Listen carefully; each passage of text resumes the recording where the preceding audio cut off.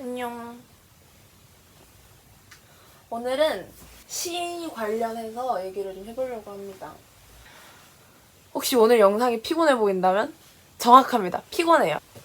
제가 며칠 전에 시집을 한 권 샀어요. 현대문학에서 나오는 핀 시리즈 17번. 아무도 기억하지 못하는 장면들로 만들어진 필름이라는 백은선 시인께서 쓴 시집인데, 요즘 학교에서 이렇게 집 오는 길에 원래 연남동 쪽에서 한번 내려서 이제 버스를 우리 집 방향으로 갈아타야 되는데, 그냥 요즘은 걸어 다니고 있는데 연남동에 독립서점이 진짜 많거든요. 그 서점 리스본 앤 포르투라는 곳에서 산 시집이에요. 시를 얘기할 때 좀 이야기하고 싶은 것들이 몇 가지 있는데, 시가 좀 진입장벽이 있는 장르라고는 알고 있어요. 저도 사실 시를 처음 집을 때 그러한 것을 느꼈던 것 같고요. 그런데 제가 왜 시를 읽기 시작했냐면, 저는 시인들의 표현력들을 정말 부러워하는 사람이거든요. 시인분들이 정말 기발한 비유를 생각해내기도 하고, 그 기발한 비유를 통해서 진짜 내가 어떻게 정의 내리지 못한 내 감정들을 콕 집어서 단어로 표현하는 그런 능력이 정말 뛰어나신 분들이라고 저는 느꼈어요. 저도 그 능력을 좀 담고 싶다. 나도 언어의 부족함을 항상 느끼거든요. 시인분들은 아는 단어도 많으시고, 우리가 흔히 아는 단어여도 그걸 엮어서 좀 새로운 비유를 만들어내는데, 그게 정말 정확하게 내 상황에 들어맞을 때 그런 게 너무 멋있더라고요. 전 그래서 시를 읽기 시작했어요. 그래서 처음에 시를 읽을 때 시 너무 어려워 막 이렇게 시작하는 것보다 그냥 되게 저처럼 사소한 이유로 시작하는 것도 굉장히 괜찮은 계기라고 저는 생각합니다. 저 왕리본 달아봤어요. 나 리본 달니까 기분 좋아졌어. 그리고 또 시를 읽다 보면 해석 강박이라고 저는 표현을 하는 부분이 있는데, 이 시 예로 들어볼게요. 모자에 대해 말할 수 없기 때문에 열렬해진다. 그러나 모자는 한 번도 이야기된 적 없다. 눈을 뜨고 네모를 바라본다. 네모는 파랗다. 모자는 말이 없다라는 시의 맨 마지막 연이에요. 이걸 읽고 한 번도 이야기 된 적 없어? 눈을 뜨고 네모를 바라봐? 이게 뭔 소리야? 라고 느낄 수 있을 거예요. 저 같은 경우는 목적이 뚜렷하니까 오히려 이런 것들을 좀 쉽게 넘길 수 있는 게, 제가 시에서 얻고 싶은 거는 표현력이에요. 그래서 저는 문장이 이해가 안 돼도 크게 스트레스를 받지 않아요. 문장이 이해가 되지 않아도 이렇게 나도 표현을 할 수 있겠구나, 이렇게 문장을 쓸 수 있겠구나, 이 생각이 들면 저는 무슨 뜻인지 몰라도 그냥 일단 오케이 접수 너 메모 막 이러고 한단 말이에요. 그리고 또 제가 진짜 장담하건대 시인들도 아마 시중에 나와 있는 모든 시집에 대해서 해석을 하라고 하면 못할걸요? 저의 생각이지만 시는 해석을 하라고 만들어진 장르가 아니고 그저 그 단문의 매력을 한껏 끌어올린 장르라고 생각을 해요.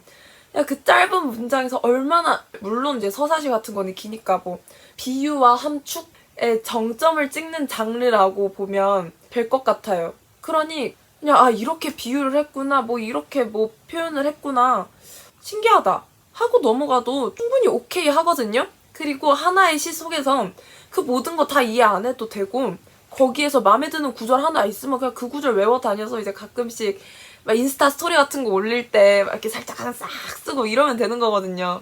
시뿐만 아니라 모든 책은 처음 시작은 가볍게 즐기는 게 저는 가장 중요하다고 생각해요. 모르는 거는 버려도 되는 거고, 그냥 내가 딱 취할 것만 취하면 되거든요. 약간 이기적으로 접근해도 저는 충분히 괜찮다고 생각을 해요. 정답은 없거든요. 문학 시험에서는 정답이 있겠죠. 그런데 문학에서는 전 정답이 없다고 생각해요. 특히 시처럼 좀 해석의 여지가 정말 많은 장르에서는 더더욱이 없고요. 뭐 시험을 본다면 얘기가 달라지겠지만 그냥 혼자서 읽는 문학은 누구한테 검사 받을 필요도 없잖아요. 내 맘대로 읽어요, 그냥. 그게 짱이에요. 그게 제일 마음 편하고. 제가 허연 시인을 좋아하거든요. 인덱스 보여요? 근데 이게 인덱스만 이렇게 해놓은 거고 안에 밑줄만 쳐놓은 데도 있거든요. 인덱스는 안 붙여놓고. 진짜 하나하나가 너무 소중해. 제가 느끼기에는 이 허연 씨는 좀 너무 빨리 어른이 되어버린 사람 같은 느낌이 들어요. 나이에 맞지 않게 성숙하다? 물론 허연 씨 등단을 1991년에 했는데 나이가 많으시겠죠. 뭐 시의 분위기가 저나 아니면 저보다 조금 더 어린 그런 소년이 너무 빨리 커버리는 듯한 그런 분위기가 되게 많이 느껴지는 시예요. 좀 문장이라든지 그 글의 분위기도 그렇고. 여기에 제일 처음에 실린 시가 트램펄린이라는 시인데, 근데 여기에 제가 되게 좋아하는 게 이미 준비된 실패라는 걸 알았고 예정된 마지막 장면을 후회하지도 않았고, 최선을 다해서 태어나고 최선을 다해서 일어서는 소년, 최선을 다해 떨어질 테니까, 떨어질 처지라는 걸 아니까 미워하지도 않으면서 나를 떨어뜨리고, 그러면 내 처지도 최선을 다해 떨어지고, 그렇지만 아쉽다, 날아오는 몇 초가 달콤했기 때문에. 그 뜻 자체의 트램펄린으로 한번 들어가 봅시다. 트램펄린은 우리가 떨어질 걸 알면서도 뛰어오르는, 떨어질 걸 두려워해서 트램펄린에 뛰지 않는다거나 그러진 않죠. 오히려 그 떨어지는 걸 최선을 다해서 즐기죠. 떨어지면 왜 우리 다시 뛰어오르면 되니까. 혹시 그거 아세요? 그 놀면 뭐하니에 유재석 님이 당근마켓으로 뭐 자전거 알려주는 걸 했었는데, 거기에서 자전거 넘어지는 걸 너무 두려워하는 어른들은 넘어지면 아픈 걸 너무 잘 알기 때문에 감히 도전을 못하는 그런 거랑 이게 싹 이렇게 겹쳐지면서, 지금 어른이 된 사람들, 나도 모르게 실패하는 걸 너무 두려워하고 넘어지는 걸 너무 두려워하고, 하지만 나는 그 옛날에는 그 넘어질 걸 알면서도 계속 뛰었어요. 그 모습을 내가 잊고 지냈구나가 이 시 읽으면서 이렇게 싹 느껴지더라고요. 그리고 시가 너무 이렇게 좀 허상을 잡는다 뭐 그런 게 아니란 걸 좀 보여주고 싶은 게, 여기 누구도 그가 아니니까 라는 시가 있거든요. 누구도 그가 아니고 그와 비슷하지도 않으니까. 일터에 간 자식이 돌아오지 않거나 수학여행 간 자식이 오지 않은 부모의 마음은 어떤 것일까? 말을 걸 수 없을 테고 눈을 볼 수 없을 텐데, 밥 먹고 게임하고 늦잠 자는 것도 볼 수 없을 텐데, 그건 어떤 걸까? 어느 한쪽 편이 완전히 무너진 것이겠지. 왜냐하면 그가 답을 안 하는 걸 테니까. 답이 없는 건 냄새도 소리도 웃음도 없는 거니까. 그를 되돌려 놓을 수 없는 거니까. 몇 날 며칠 바닥을 구르고 몇 귀를 굶고 잠을 안 자도 그는 오지 않는 거니까. 부르면 대답해주던 그가 오지 않는 거니까. 다른 사람들은 알 수 없는 거니까. 가슴이 온통 바닥에 떨어져 깨져버리니까. 두 다리로 설 수도 없을 테니까. 누구도 그가 아니고 그와 비슷하지도 않으니까. 이 시에는 이유 같은 것도 딱히 없고 우리 머릿속에 스쳐 지나가는 사건들이 몇 개 있잖아요.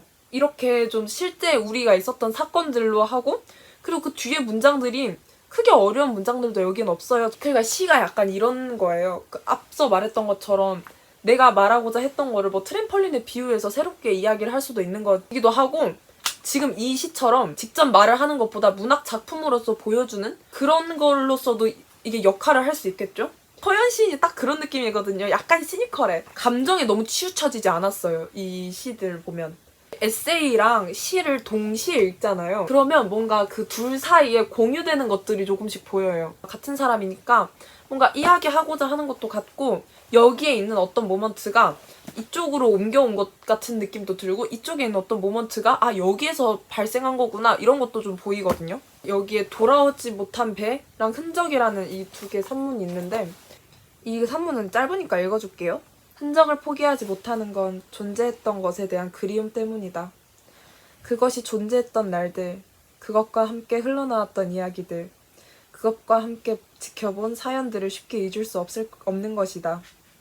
우리는 흔적을 통해 위로받는다. 흔적을 보면서 영영 그리움으로만 남을 뻔했던 것들에 대해 안도한다. 인간은 흔적조차 남기지 못한 이별을 가장 아픈 이별로 받아들인다. 흔적이 없다는 건 이별이 아니라 실종이기 때문이다. 꼭 앞서 말했던 답이 없는 건 냄새도 소리도 웃음도 없는 거니까, 그를 되돌려 놓을 수 없는 거니까. 좀 겹쳐 보이지 않나요? 나는 겹쳐 보이던데? 근데 저 이거 읽으면서 이거 생각났거든요. 하나 이렇게 주제 있고 밑에 글 진짜 짧게 적혀 있어요. 그래서 정말 빠르게 넘어가요, 속도가. 제가 앞서 말했듯이 너무 감정에 치우치지 않는 사람이거든요, 허연 시인이. 이 에세이도 그게 보여요. 감정에 치우친다기보다는 조금 한 발짝 물러나서 바라보는 듯한? 하지만 그렇다고 그 모든 감정을 그냥 다 이렇게 냅다 무시해버리고 그냥 차갑게 이건 이거 저거 이렇게 본다기보다는 그냥 존중하는 듯한? 이해한다는 말조차 하지 않을 것 같아요. 제가 본 허연 시인은 너를 이해해 라는 말을 꺼내지 않을 사람이에요. 물론 책이라고 이 2개밖에 안 읽어봤지만 누구도 그가 아니니까 라는 시에서도 보다시피 허연 시인은 뭔가 너를 이해해 라기보다는 너의 그 감정 상태를 있는 그대로 놔두는 사람이라 해야 되나? 거기에 대해서 감히 야 네가 그만큼 아파봐서 뭐하겠냐, 난 더 아파봤어, 난 더 힘들어, 이런 말 안 하는, 옆에서 묵묵히 있어주는 그런 사람인 것 같아요, 허연 시인이. 궁금한 사람들은 이거 한번 찾아보세요. 이거는 문학과 지성사에서 나온 당신은 언제 노래가 되지? 라는 허연 시인의 시집이고, 이거는 앞서 말했듯이 민음사에서 나온 너에게 시시한 기분은 없다 라는 허연 시인의 산문입니다. 아, 여러분 혹시 이제 약간 편지 같은 거 쓸 때 결혼을 하는 사람에게 짧은 문구를 쓰고 싶은데 딱히 마땅히 쓸 게 없다 하시면 여러분 여기서 받아 적으십시오, 이 문구. 이거는 박준 시인의 우리가 함께 장마를 볼 수도 있겠습니다 라는 시집 중에서 84페이지라는 시예요. 온몸으로 혼자의 시간을 다 견디고 나서야 겨우 함께 맞을 수 있는 날들이 새로 오고 있었습니다. 저 고3 때 그 결혼한 사촌 언니가 있는데 그 언니 결혼식 날짜가 정확히 제 시험 기간 날짜인 거예요. 그래서 저희가 결혼식을 갈 수는 없었으니까 그게 좀 아쉬워서 언니한테 편지를 따로 썼는데 그 편지에 이 구절을 이렇게 써놓았던 기억이 있습니다. 21세기가 아니라 20세기에 장단을 했다고 하는 게 좀 더 맞는 표현이겠죠? 그런 시인들의 시를 좀 찾아봤는데 뒹구는 돌은 언제 잠 깨는가? 라는 이성복 시인의 시집인데 이 이성복 시인이 이게 이성복 시인하고 김수영 시인하고 엮는 무언가의 이 지점이 있나 봐요. 해설이 이렇게 다 달려있어요, 대부분의 시집들은. 근데 전 사실 이 해설을 잘 읽지는 않는 편인 게 해석을 하나로 굳히고 싶지 않은데 저도 모르게 이게 있으면 이게 모범답안이라고, 물론 모범답안 맞겠죠. 그런데 너무 여기에 제 해석을 다 의존한다 해야 되나, 이 해석에? 그래서 최대한 읽고 나의 감정 다 남긴 다음에 읽던지 아니면 그냥 안 읽어요, 이 해설을. 근데 진짜 뭔 소린지 모르겠을 땐 종종 찾아보긴 해요. 여기에 이 평론 부분에 표면적으로 그는 김수영과 비슷하면서도 김수영에게서 볼 수 있는 사변적 요소를 극도로 줄이고 있다. 그보다는 자유로운 연상과 그 연상을 따르는 의식이 그의 시 주조를 이룬다. 이런 부분에서 맞아, 김수영 시인과 꽤 엮였던 걸로 기억을 합니다. 근데 시를 처음 읽으면 이 시집은 크게 추천하진 않습니다. 이거 말고 그냥 최근에 등단한 유혜빈 시인이 2020년도인가? 2020년도부터 작품 활동 시작하신 분인데 이런 좀 최근에 등단하신 분들 시 읽는 게 더 추천해요, 처음 시 읽는 분들은. 이게 진희정, 이거는 문학동네 포에지.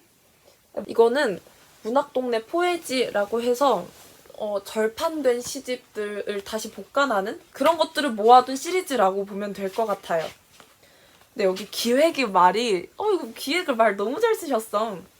그리운 마음일 때 I miss you 라고 하는 것은 내게서 당신이 빠져있기 때문에 나는 충분한 존재가 될 수 없다는 뜻이라는 게 소설가 스시마 유코의 아름다운 해석이다.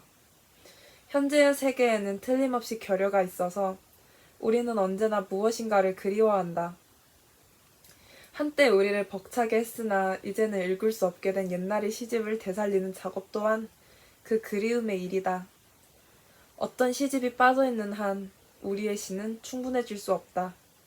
네, 이 스시마 유코의 I miss you 해석과 함께 그리움의 일이다 라는 말이 이거 쓴 사람도 시인인 것 같아요. 진희정 시인에서는 제가 여기 인덱스 붙인 곳이 표현이 너무너무 좋아서 이렇게 인덱스 붙여놓은 것들이에요.